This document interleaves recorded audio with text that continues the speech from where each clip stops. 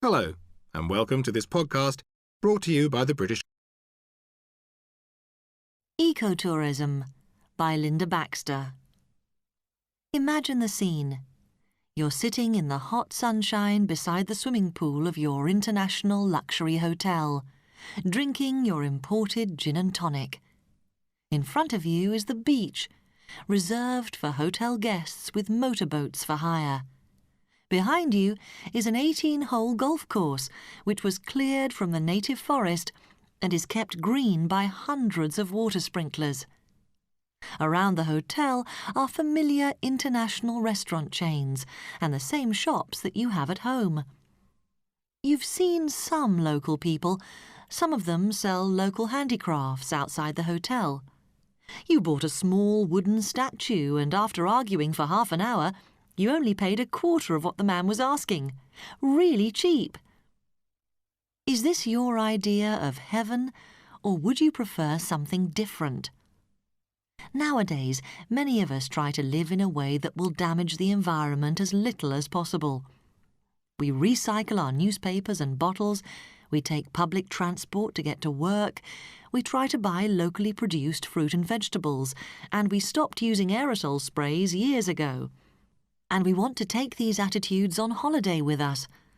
This is why alternative forms of tourism are becoming more popular all over the world. But what is ecotourism? There are lots of names for these new forms of tourism: responsible tourism, alternative tourism, sustainable tourism, nature tourism, adventure tourism, educational tourism, and more. Ecotourism probably involves a little of all of them. Everyone has a different definition, but most people agree that ecotourism must 1. Conserve the wildlife and culture of the area, 2. Benefit the local people and involve the local community, 3. Be sustainable, that is, make a profit without destroying natural resources, 4. Provide an experience that tourists want to pay for. So, for example, in a true ecotourism project, a nature reserve allows a small number of tourists to visit its rare animals and uses the money that is generated to continue with important conservation work. The local people have jobs in the nature reserve as guides and wardens, but also have a voice in how the project develops. Tourists stay in local houses with local people, not in specially built hotels. So they experience the local culture and do not take precious energy and water away from the local population. They travel on foot, by boat, bicycle or elephant, so that there is no pollution. And they have a special experience that they will remember all of their lives. This type of tourism can only involve small numbers of people, so it can be expensive. But you can apply the principles of ecotourism wherever you go for your holiday. Just remember these basic rules. Be prepared. Learn about the place that you're going to visit.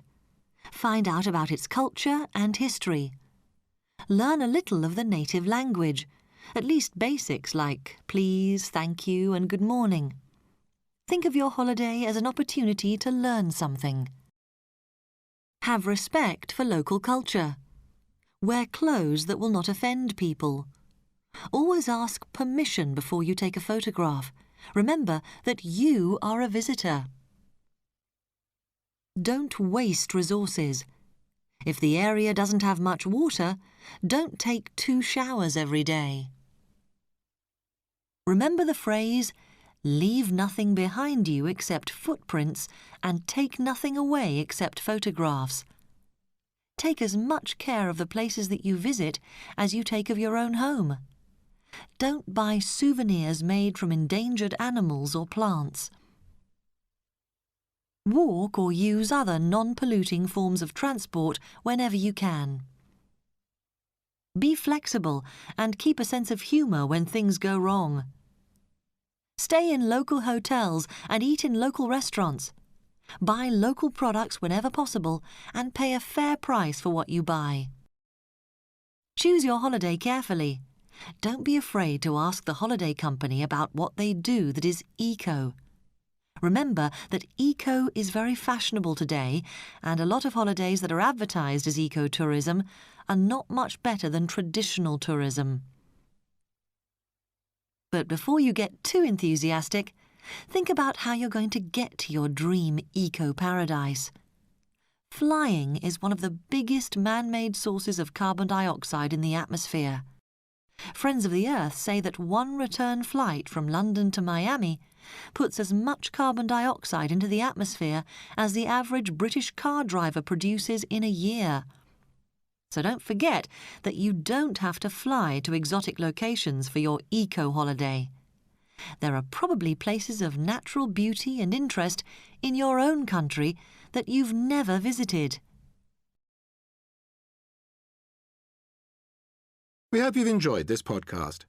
To find out more about the British Council and the services we offer, contact your local British Council office or go to www.britishcouncil.org. Bye for now.